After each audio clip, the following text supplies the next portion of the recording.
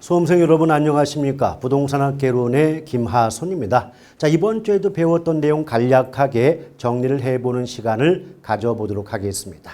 자, 1번 문제 볼까요? 수요와 공급은 무엇 동안 재화와 용역을 시장에서 매입 혹은 판매하고자 하는 의사 또는 욕구를 말한다 했는데, 일단 수요 공급은 공통적으로 일정 기간 동안 재화와 용역을 구매 또는 판매하고자 하는 의사 또는 욕구가 되고요. 그 결과 유량 개념에 해당이 되며, 또한 구매하고자 한다, 판매하고자 한다가 되기 때문에 사전적 개념에 해당이 된다라고 보시면 되겠습니다. 그래서 여기 보면 첫 번째 가로 속에는 일정 기간자가 붙고요. 두 번째 가로 속에는 유량 개념이 나와도 좋고 사전적 개념이라고 해도 상관이 없겠습니다. 2번 부동산 수요는 구입에 필요한 비용을 지불할 수 있는 경제적 능력이 뒷받침된 유효 수요의 개념이다 라고 볼 수가 있는데, 우리 어떻게 배웠습니까? 부동산 수요와 공급을 막론하고 구매 의사뿐 아니라 구매 능력까지, 또 판매 의사뿐 아니라 공급 능력까지 갖춘 유효 수요, 유효 공급이어야 한다라고 배웠던 기억이 나지 않습니까? 자, 3번 주택 재고, 자산, 가치, 부채, 인구, 지가, 통화량, 국부, 외환 보유고 등은 모두 절약 변수에 해당이 되죠. 따라서 가로 속에 들어갈 말은 절약이고요. 우리 암기법 재자가 부인, 재고, 자산, 가치, 인구, 부채 이런 것들은 모두 절약 변수에 속한다라고 배웠던 기억 나셔야 돼요. 자, 4번 무엇이란 단위당 임대료, 우리가 경제론에서 임대료라고 나오면 가격이라고 해석하시면 됩니다. 그러니까 단위당 가격과 수요량과의 관계를 나타낸 것으로 일반적으로 우하향, 오른쪽 아래로 내려 뻗는 모습을 보이는 건 수요 곡선인 거죠. 수요 곡선. 따라서 가로 4번, 4번에 들어갈 가로의 내용은 수요 곡선이에요. 자, 그 다음에 5번을 보시면 무엇으로 인하여 주택 임대료가 상승하면 다른 재화의 가격이 상대적으로 하락하여 임대 수요량이 감소한다라고 했는데, 여러분 우리가 왜 가격 효과를 배울 때 소득 효과와 대체 효과의 합성 작용이다 이런 말 들어보신 바 있지 않습니까? 그런데 소득 효과와 대체 효과의 의미를 들을 땐 알아듣는데 막상 문장으로 나오게 되면 약간 혼란이 올 수 있어요. 그래서 제가 어떤 요령을 알려드렸습니까? 문장 속에서 물건이 하나만 나오면 소득 효과고 두 가지 물건 나오면 대체 효과를 답으로 해라 하지 않았습니까? 여기 잘 보시면 이 문장 속에서 물건이 주택이란 물건 나오고 다른 재화 물건 두 개 나왔죠. 주택이란 물건 하나 나왔고 다른 재화 나왔으니까 물건이 두 개가 나온 거예요.